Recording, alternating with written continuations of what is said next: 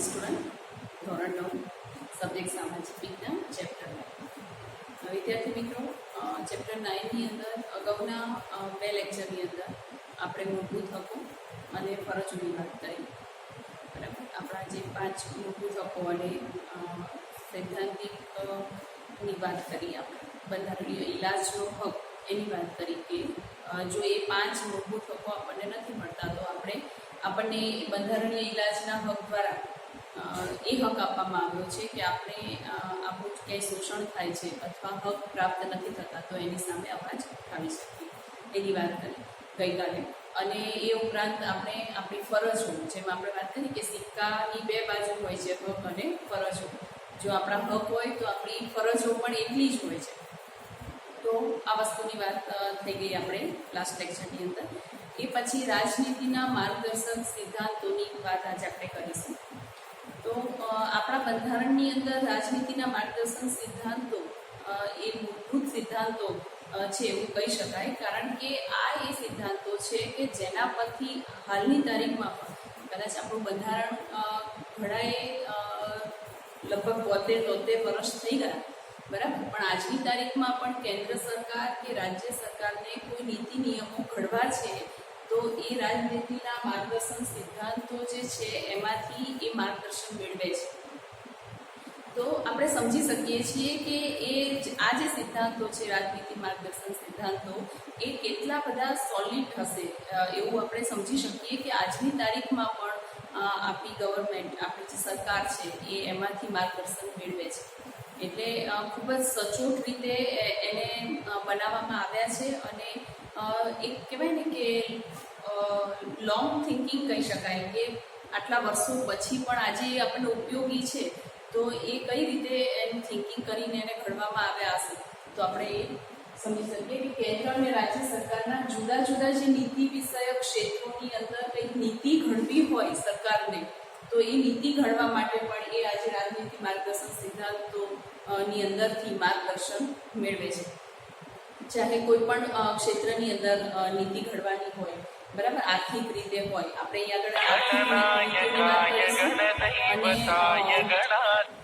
આર્થિક નીતિ, સામાજિક નીતિ અને રાજકીય શૈક્ષણિક નીતિ, આરોગ્ય વિષયક નીતિ, આ બધાની અહીંયા આગળ આપણે વાત કરીશું. તો આ બધી અલગ અલગ જે નીતિઓ ઘડવા માટે સરકારને આજની તારીખમાં પણ આ સિદ્ધાંતોની જરૂર પડે છે.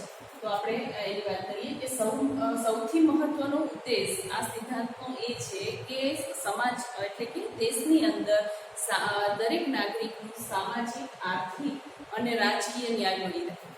નાગરિક, આ જે આખા બધા સિદ્ધાંતો છે એના કેન્દ્રમાં નાગરિક છે.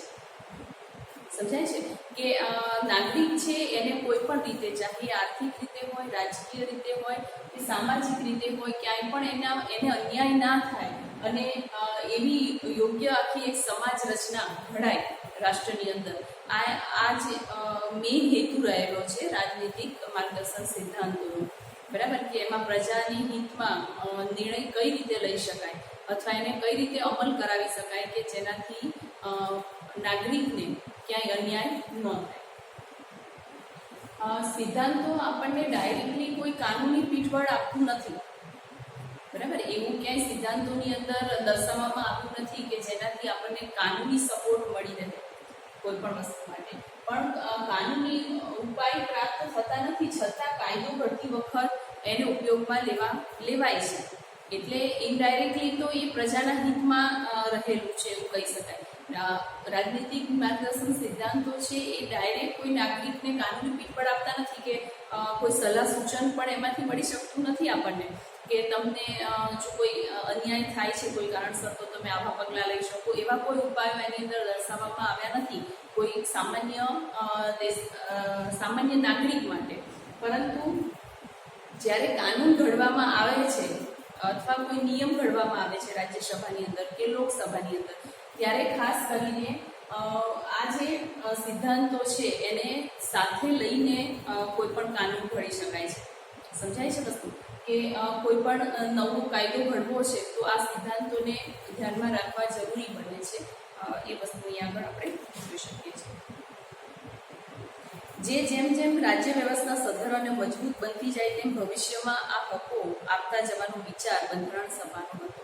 ડૉક્ટર બાબા સાહેબ આંબેડકરે જ્યારે આખો સિદ્ધાંત રચ્યો ત્યારે એવું હતું કે જેમ જેમ સમય જતો જશે એવી રીતના અમુક આપણને એક સામટા બધા હકો આપી દીધા નથી.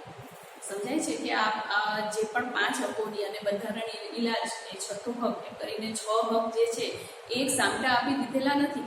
બરાબર, જેમ જેમ સમય હજી ઘણા એવા હક છે નાગરિકના કે જે સમયની માંગ મુજબ આપવા, એવું રાજનૈતિક સિદ્ધાંતોની અંદર અમુક એવા હકોની અંદર વાત થયેલી છે કે એવું હતું કે ભવિષ્યમાં જેમ જેમ સમય જતો જશે એમ ધીરે ધીરે આ હકો છે એ આપતા જશું. એવું ડૉક્ટર બાબા સાહેબ આંબેડકરનું એક આખું આયોજન એમાં જોવા મળે છે. અને દેશના શાસનનો પાયારૂપ સિદ્ધાંત, આ તમને ખાલી જગ્યામાં પણ ક્યાંય પૂછાઈ શકે કે દેશના શાસનનો પાયારૂપ સિદ્ધાંત છે. દેશના શાસનનો પાયારૂપ સિદ્ધાંત. દેશના શાસનનો પાયારૂપ સિદ્ધાંત જો કોઈ હોય તો એ શું છે? રાજનીતિના માર્ગદર્શન સિદ્ધાંતો છે. બરાબર, તો આ વસ્તુ ખાસ આપણે યાદ રાખીશું. એ ખાલી જગ્યામાં પૂછાઈ શકે તમને, અથવા એક વાક્યના પ્રશ્ન જવાબમાં પણ પૂછાઈ શકે. હવે અહીંયા માર્ગદર્શન સિદ્ધાંતોને વિભાગો, અલગ અલગ વિભાગોની અંદર વહેંચવામાં આવ્યા છે. તો આમાં આજે આપણે આર્થિક નીતિના સંદર્ભે આ સિદ્ધાંત શું કામ કરે છે, અથવા કેવા પ્રકારના ફાયદાઓ નાગરિક માટે થાય છે, અથવા કેવું માર્ગદર્શન જ્યારે કોઈ કાયદો ઘડવામાં આવે છે ત્યારે કેવા પ્રકારનું માર્ગદર્શન આમાંથી આપણને મળી રહે છે, તો એની વાત કરીએ. આર્થિક નીતિના સંદર્ભે, રાજનૈતિક સંદર્ભે આ જે સિદ્ધાંતો છે એની વાત કરીએ તો સૌપ્રથમ તો સૌ નાગરિકોનું મહત્તમ કલ્યાણ શ્રેય સંધાય. આપણે વાત કરીએ ને કે આ જે સિદ્ધાંતો છે એના સેન્ટરમાં જ નાગરિકનું શ્રેય રહેલો છે, એનો ફાયદો રહેલો છે.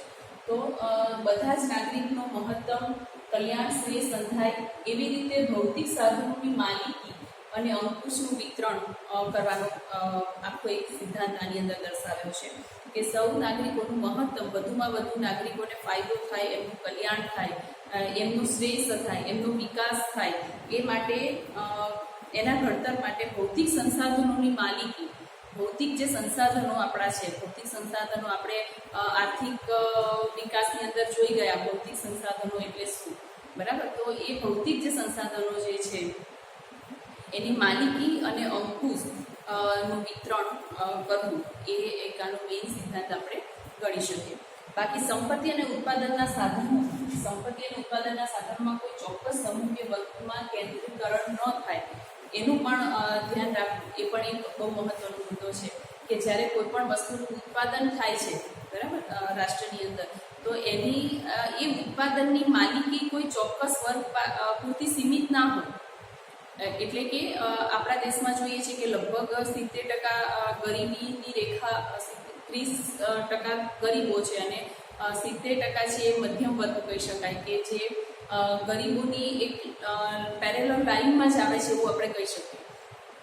તો આ જે 30% જ એવો વર્ગ છે કે જે અમીર વર્ગમાં આવી શકે, બાકી ઓલમોસ્ટ આવો જ વર્ગ કહી શકાય જે મધ્યમ વર્ગ અને ગરીબીની રેખા નીચે આવે છે. તો જો આવા ભૌતિક સાધનોના ઉત્પાદનમાં જો અંકુશ રાખવામાં ના આવે અથવા અમુક એવા ચોક્કસ નિયમો બનાવવામાં ના આવે તો જે અમીર વર્ગ છે એ વધુ અમીર બનતો જશે અને ગરીબ વર્ગ છે એમની સ્થિતિ અથવા મધ્યમ વર્ગની સ્થિતિ છે એ બિલકુલ દયનીય બનતી જશે. એટલે આના માટે જે ઉત્પાદનના સાધનોનું વિતરણ છે, એની વહેંચણી છે, એની ઉપર ચોક્કસ પ્રકારનું એક અંકુશ રાખવું જરૂરી બને છે અને એનું કેન્દ્રીકરણ ના થાય. એટલે કે કેન્દ્રીકરણ એટલે કે અમીર વર્ગ જ અમીર બનતો જાય એવું ના બને એટલા માટેના ચોક્કસ અમુક નિયમો બનાવવામાં આવ્યા છે અને અમુક એવા સિદ્ધાંતો અને અમુક પ્રકારના એવા અંકુશ મૂકવામાં આવે છે. આગળ આપણે વાત કરી કે સ્ત્રી અને પુરુષના વેતન સમાન હોય, બરાબર. આપણે વાત કરી કે આપણો દેશ છે એ દરેક પ્રકારની સમાનતામાં માને છે, ચાહે એ લિંગની સમાનતા હોય, જાતિની સમાનતા હોય, બરાબર, કોઈ પણ જાતિનું વ્યક્તિ હોય કે કોઈ પણ લિંગ હોય કે સ્ત્રી પુરુષની અસમાનતાની વાત નથી. જ્યારે મજૂર સ્ત્રી હોય તો એ એટલું જ કામ કરે છે કે જેટલું કોઈ પુરુષ કાર્ય કરે છે. તો બંનેના વેતનની સમાનતા કેવી હોવી જોઈએ? સરખી હોવી જોઈએ. એમાં અસમાનતા રાખવામાં આવતી નથી. એવું રાજ્ય બને ત્યાં સુધીના પ્રયાસો રાજ્ય દ્વારા થતા હોય છે. હવે કામદારના આરોગ્યની વાત કરીએ. તમે આ બધા પોઈન્ટને આવી રીતે ટૂંકમાં લખીને યાદ રાખી શકો. પછી જે રીતે તમે એને સમજ્યા છો એ રીતે પછી ડિસ્ક્રાઇબ કરી શકાય. બાકી આ બધા પોઈન્ટ બહુ લોંગ છે, પણ એને શોર્ટમાં એવી રીતે લખેલા છે કે તમને સરળતાથી સમજાઈ જાય. તો કામદાર આરોગ્ય મતલબ કે જ્યાં મજૂર વર્ગ મોટા ભાગનું કામ કરે છે જે સ્થળે, તો ત્યાં તેમનું આરોગ્ય સચવાય એ અતિ મહત્વનું હોય છે. કારણ કે જો એનું આરોગ્ય, કોઈ પણ કામદારનું આરોગ્ય કથળે છે તો એની અસર પણ બીજા કામદારો પર પડે છે. અને એનું કામદારનું જે આરોગ્ય છે, એટલે કે એ સમયે અમુક સમયાંતરે એના આરોગ્યની ચકાસણી કરવી, એને યોગ્ય મફત દવાનું વિતરણ કરવું, અમુક રસીઓનું વિતરણ કરવું, આ બધા જ સિદ્ધાંતો આની અંદર સમાવી શકાય. જો કામદારનું આરોગ્ય કથળે તો બિન આરોગ્ય પ્રદ સ્થળોએ તો જોખમી કાર્યો, અમુક એ આખો વિસ્તાર છે એ જોખમી નીવડે, બરાબર, અને એના જાનનું જોખમ પણ થઈ જાય. એટલા માટે જે આવા કામદારો પક્ષ કહી શકાય, એક આખો પક્ષ છે, તો એ કામદારોની આરોગ્યની જાળવણી એ ખૂબ મહત્વનો અતિ સિદ્ધાંત ગણી શકાય. પછી આગળ આપણે વાત કરીએ ઔદ્યોગિક એકમમાં કામદારોની ભાગીદારી માટે રાજ્ય પ્રયાસ કરે છે. કે જે આપણે શેર અને ડિવિડન્ડની વાત કરીએ તો બરાબર, તો શેર એટલે શું કે જે તે સ્થળે જે કંપનીની અંદર એના કર્મચારીઓ કામ કરે છે એમાં એમનો અમુક ટકા હિસ્સો, બરાબર. તો એ આપણે અહીંયા એ જ વસ્તુની વાત થઈ છે કે ઔદ્યોગિક એકમો છે તો એની અંદર અમુક મજૂરો જે પોતાની આખી જિંદગી અર્પિત કરી દેતા હોય છે કામ કરીને, પોતાની સેવા આપીને, તો એ કામદારોનો અમુક ટકા હિસ્સો, એની ભાગીદારી એ ઔદ્યોગિક એકમની અંદર હોવી જરૂરી છે, એવા રાજ્ય પ્રયાસ કરે છે. અમુક ઉદ્યોગો એવા હોય છે કે જેના શેર બહાર પડે તો એમાં જે કામ કરતા કર્મચારીઓ છે એને પહેલાં એની અંદર એનો સૌથી પહેલાં એનો ભાગ રાખવામાં આવે છે, પછી એ શેર છે એ બહાર બજારમાં પાડવામાં આવે છે. એટલે કે એની અંદર કામ કરતા કારીગરો છે એની અંદર પ્રથમ ભાગ હોય છે, એવું કહી શકાય. પછી વાત કરીએ બાળકોનું આર્થિક શોષણ ના થાય, એ અતિ મહત્વનો મુદ્દો છે કે બાળક છે એ પૈસા અમુક તમે જુઓ કે જે ગરીબ વર્ગ છે તો ત્યાં આગળ બાળકોને ભણાવવામાં નથી આવતા, બરાબર. તો આપણે એ શિક્ષણ છે એ ફરજિયાત એમનો હક છે. એ 1973માં સુધારો જે થયો એ 73માં સુધારવાની અંદર આ વસ્તુ મૂકવામાં આવી કે પહેલાં રોટી, કપડાં, મકાન, આ 3 જ જીવન જરૂરિયાતની વસ્તુઓ ગણવામાં આવતી. પરંતુ જેમ સમય જતો ગયો એમ સરકારને સમજાયું કે ફક્ત રોટી, કપડાં, મકાનથી એ જરૂરિયાત પૂરી કરવાથી એ નાગરિક છે યોગ્ય નાગરિક, રાષ્ટ્ર માટે યોગ્ય નાગરિક નથી બનતો. એના માટે જરૂરી છે કે એનું આરોગ્ય સચવાય, એ શિક્ષિત હોય, બરાબર, સમજી શકે એવો એક સુયોગ્ય નાગરિક બનાવવા માટે આરોગ્ય અને શિક્ષણ આ બંને વાતો પણ આની અંદર ઉમેરવામાં આવી છે. એટલે આરોગ્ય અને શિક્ષણની વાત છે કે બાળકોનું આર્થિક શોષણ ના થાય. જો નાનપણથી જ બાળકો મજૂરીએ જશે, બાળક મજૂરીએ જવા લાગશે તો પછી એ ભણવાનો નથી, કારણ કે ગરીબ મા બાપ છે એમના માટે પૈસાનું મહત્વ વધારે હોય છે. તો એ ભણશે નહીં, અને એ ભણશે નહીં તો પછી એક આદર્શ નાગરિકની વ્યાખ્યામાં એને આપણે મૂકી શકીએ નહીં. કારણ કે જે વ્યક્તિ પોતે શિક્ષિત નથી, બરાબર, તો એ વ્યક્તિને આપણે અમુક જે એનામાં અન્ડરસ્ટેન્ડિંગ લેવલ હોવું જોઈએ એ વસ્તુ આવતી નથી. એટલા માટે એની ઉપર કહેવાય છે કે બાળકોનું આર્થિક શોષણ ના થાય. નાનપણથી 6 થી 14 વર્ષના બાળકોને મફત શિક્ષણ અને ફરજિયાત શિક્ષણ આપવું, આવી એક યોજના ઘડવામાં આવી છે. અને જેની અંદર એ લોકોને ફરજિયાત શિક્ષણ આપવાની સાથે સાથે એક ટાઈમનું જમવાનું છે કે યુનિફોર્મ છે, ટેક્સ્ટ બુકો છે, બુક્સ છે, આ બધું ફ્રી ઓફ ચાર્જ આપવામાં આવે છે. અને બીજી ઘણી સવલતો આપવામાં આવે છે, ફી માફી આપવામાં આવે છે, પ્લસ અમુક સાયકલોને એનું વિતરણ કરવામાં આવે છે. તો આ બધું જ શેના માટે છે કે બાળકો ભણે, શિક્ષિત થાય અને ભવિષ્યના એક આદર્શ નાગરિકો બને અને રાષ્ટ્રનો વિકાસ થાય, બરાબર. એના પાયામાં એ જ વસ્તુ રહેલી છે. આર્થિક શોષણ ના થાય, નાનપણથી બાળ મજૂરીના ભોગ ના બને, એ પણ જરૂરી છે. પછીનો આપણો મુદ્દો છે સ્ત્રીઓ પ્રસૂતિ સમયે જરૂરી, સ્ત્રીઓની જે પ્રસૂતિનો સમય હોય છે તો એ બહુ નાજુક સમય હોય છે કે એ સમયે જો એને યોગ્ય ખોરાક, યોગ્ય આરામ ના મળે, બરાબર, તો એનું આરોગ્ય છે એ ગગડી શકે છે અને એની અસર એના આવનારા બાળક પર પણ થાય છે. તો એ મુદ્દાને ધ્યાનમાં રાખીને આપણા જે આર્થિક નીતિના સંદર્ભે જે સિદ્ધાંતો છે એની અંદર સ્ત્રીઓની પ્રસૂતિ સમયે એને પૂરતો આરામ મળી રહે એ માટે ફરજિયાત અમુક રજાઓ આપવામાં આવે છે, જેને પ્રસૂતિ રજાઓ કહેવામાં આવે છે. અમુક રાહતો આપવામાં આવે છે અને આ ઉપરાંત એને અમુક મહિને એ આપણે 10th જ આગળ ભણીશું આ જે આખી યોજનાઓ જે સરકારની છે, બરાબર. તો એમાં આગળ આપણે જોઈશું કે એમને અમુક મહિનાની અંદર અમુક પ્રકારનું કઠોળ છે, અમુક અનાજ છે, એ મફત વિતરણ કરવામાં આવે છે કે જેથી એને યોગ્ય પ્રમાણમાં એનો આહાર અને બાળકને યોગ્ય પોષણ મળી રહે. આ બધી જ યોજનાઓ ઘડવામાં આવી છે એટલા માટે કે એ સ્ત્રી પોતે તંદુરસ્ત રહે અને એનું આવનારું જે બાળક છે એ પણ તંદુરસ્ત રહી શકે. ગ્રેજ્યુએટી ધારો બનાવવામાં આવ્યો છે. બોનસ રૂપે અમુક રકમ એને આપવામાં આવે છે જેથી એ પોતાના સ્વાસ્થ્ય માટે અથવા પોતે જે સફરિંગ કરી રહી છે કે દવા માટે, એના માટે એ પૈસાનો ખર્ચ કરી શકે અને અમુક મહિનાઓની ચોક્કસ પ્રસૂતિ રજાઓ પણ આપવી પડે છે. હવે નવો જે નિયમ છે એના ધારા મુજબ તો બાળકના પિતાને પણ અમુક રજાઓ આપવામાં આવે છે જેથી એ ઘરે રહીને એની પત્ની અને બાળક એ બંનેની સાર સંભાળ લઈ શકે. તો સરકાર આવી બધી યોજનાઓ દ્વારા સ્ત્રીઓ કે બાળકો એટલે ટૂંકમાં નાગરિકોના આરોગ્ય પર એનું લક્ષ્ય વધારે રાખે છે. પછીનો મુદ્દો જોઈએ આપણે બળદ ગધેડા ગાયોની કતલની અટકાયત કરવી. પશુપાલનની વાત છે અહીંયા આગળ કે કૃષિ અને પશુપાલન એ આધુનિક વૈજ્ઞાનિક ધોરણે વિકાસ થાય.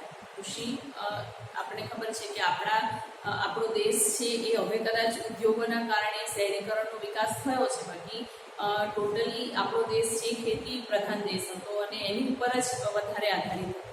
તો આપણા ખેતી પ્રધાન દેશની અંદર વૈજ્ઞાનિક ઢબે ખેતી થાય, વૈજ્ઞાનિક ઢબે પશુપાલન થાય, બરાબર, એ મહત્વનું છે. કારણ કે વૈજ્ઞાનિક ઢબે થવાથી ઓછી મહેનતે વધારે ઉત્પાદન લઈ શકાય. પહેલાં આપણને ખબર છે કે ખેતીની અંદર જ્યારે બળદગાડાથી આખું ખેતર ખેડવામાં આવતું તો ઘણો બધો સમય લાગી જતો એના માટે. આજે ટ્રેક્ટર જેવી જે સુવિધાઓ આવી છે એના કારણે અમુક કલાકોની અંદર, થોડાક જ સમયની અંદર આખું ખેતર છે એ ખેડાઈ જાય છે. બીજને રોપવા માટે પણ ઘણી બધી ફેસિલિટીઓને જે ઉત્પાદન થયેલો જે પાક છે એને પણ ક્રોપ કરવા માટે ઘણી બધી એવી ફેસિલિટી હવે આવી ગઈ છે. એટલે પહેલાંની જેમ શ્રમ એટલો બધો નથી લગાવવામાં આવતો જેટલો પહેલાંના સમયમાં કૃષિની અંદર એટલે ખેતીની અંદર ખેડૂતોને મુશ્કેલી પડતી. એ હવે નથી. જંતુનાશક દવાઓ છે, રાસાયણિક ખાતરો છે, એનો ઉપયોગ કરીને વધુ પાક મેળવી શકાય છે. એવી જ રીતે સેમ પશુપાલનમાં પણ છે કે પશુપાલનની અંદર પણ જે ગાયો છે, ભેંસો છે, ઊંટ છે, બકરીઓ છે, એમને અમુક પ્રકારનો ખોરાક આપીને એમાંથી વધારે દૂધનું ઉત્પાદન અથવા સારી ગુણવત્તાવાળું દૂધનું ઉત્પાદન કઈ રીતે લઈ શકાય. તો એની અંદર એમ કે ટેકનોલોજી અને વિજ્ઞાન આ બંનેનો આપણે ઉપયોગ કરીએ તો વધારે ઇઝી રીતે એટલે કે ઓછા શ્રમે વધારે ઉત્પાદન મેળવી શકાય અને આર્થિક વિકાસ આપણો સદ્ધર કરી શકાય. એ માટે રાજ્ય વ્યવસ્થા કરે છે. ગાયો, વાછરડા, અન્ય દુધાળા પ્રાણીઓ, ભારવાહક ઘોડાની ઓલાદો, યોગ્ય ઓલાદ એટલે કે એમના સંતાનો, તો યોગ્ય ઓલાદ મેળવી શકાય એની જાળવણી કરવા માટેના પણ પ્રયાસ રાજ્ય સરકાર કરે છે. એટલા માટે બળદ, ગધેડા અને ગાયોની જે કતલ થાય છે, બરાબર, આપણને ખબર છે હમણાં છેલ્લા ટાઈમથી ન્યૂઝમાં આપણે સાંભળીએ છીએ કે ગાયોનું કતલ કરવામાં આવે છે. તો એની ઉપર સરકારે યોગ્ય સ્ટે મૂકેલો છે અને આવું કૃત્ય કરનાર વ્યક્તિને સજા પણ આપવામાં આવે છે. તો કહેવાનો મતલબ છે કે આ જે ગાયો છે, ગધેડા છે, બળદ છે, એમની અટકાયત, એમના પતલ ઉપર અટકાયા મૂકવાના યોગ્ય નિયમો પણ ઘડ્યા છે. જેમ સમયની માંગ હોય છે એવી રીતે નીતિ નિયમો બદલાતા રહે છે. અને બીજી છેલ્લો પોઈન્ટ આપણે જોઈ લઈએ, ન્યાયની સમાનતા. તો રાજ્યમાં સૌને સમાન ન્યાય મળે, ચાહે આર્થિક રીતે હોય, વેતનના રૂપે હોય કે સામાજિક દ્રષ્ટિએ હોય. બરાબર, અમુક આપણે ઊંચ નીચના ભેદભાવો પહેલાંના સમયમાં ગ્રામ્ય વિસ્તારોની અંદર વધારે જોવા મળતા. તો એ જ વસ્તુ અહીં આગળ છે કે દરેક પ્રકારે નાગરિકને યોગ્ય સમાનતા મળી રહે. પછી નાગરિકને ન્યાય મેળવવા માટે તકોનો ઇનકાર કરવામાં નહીં આવે તથા તેઓને મફત કાનૂની સહાય મળશે. ઘણી વખત એવી પણ પરિસ્થિતિ ઊભી થતી હોય છે કે અમુક મુજરીમ જે હોય એને જ્યારે કોઈ પણ સજા માટે જેલમાં પૂરવામાં આવે તો એની પાસે પૂરતા પૈસા હોતા નથી કે એ પોતાના માટે કોઈ વકીલ રોકી શકે અથવા પોતાની જાતને નિર્દોષ સાબિત કરી શકે. તો આવા સમયે કોર્ટ તરફથી એને સરકારી વકીલ આપવામાં આવે છે અને જે એનો કેસ લડે અને આથી એને મફત પોતાની જાતને પ્રૂફ કરવા માટેની એક તક મળે છે. બરાબર, તો આ ન્યાયની સમાન તક કહેવાય કે પોતે કદાચ ગુનેગાર છે કે નથી, પણ જે તે એ પોતાની જાતને બચાવવા માટે, પોતાનું સંરક્ષણ કરવા માટે એ યોગ્ય પગલાં લઈ શકે છે અને સરકારી વકીલ રાખી શકે છે. આવા કાયદાઓ પણ ઘડાયા છે. તો ટૂંકમાં આપણે જોઈએ કે રાજનીતિ માર્ગદર્શક સિદ્ધાંતોની અંદર આપણને આજની તારીખમાં પણ કેન્દ્ર સરકાર અને રાજ્ય સરકાર જ્યારે જુદી જુદી નીતિ વિષયક ક્ષેત્રે કાયદાઓ ઘડે છે તો એ રાજનીતિ માર્ગદર્શક સિદ્ધાંતોની અંદરથી માર્ગદર્શન લે છે આજની તારીખમાં પણ. અને એમાં આપણે સૌ પ્રથમ આપણે પહેલાં જોયું કે આર્થિક નીતિઓના સંદર્ભે આ સિદ્ધાંતો છે, એટલે કે ઔદ્યોગિક દ્રષ્ટિએ કોઈ પણ જાતના આર્થિક જ્યારે નિર્ણયો લેવાના હોય સરકારે તો આ નીતિઓને, આ સિદ્ધાંતોને ધ્યાનમાં રાખવા જરૂરી બને છે. આ સિદ્ધાંતોને ધ્યાનમાં રાખીને જ નવા કોઈ નિયમો ઘડવામાં આવે છે અથવા ક્યારેક કોઈ નિયમોને રદબાતલ કરવા છે. કોઈ નિયમો ઘડાયા પછી એવું લાગે છે કે એ ખરેખર નાગરિકના હિતમાં નથી, તો એવા નિયમો ઘડ્યા પછી જો ક્યાંક સરકારને ક્યાંક કોઈ ગૂંચવણ લાગે છે તો એ આ માર્ગદર્શક સિદ્ધાંતોમાંથી માર્ગદર્શન લઈ શકે છે.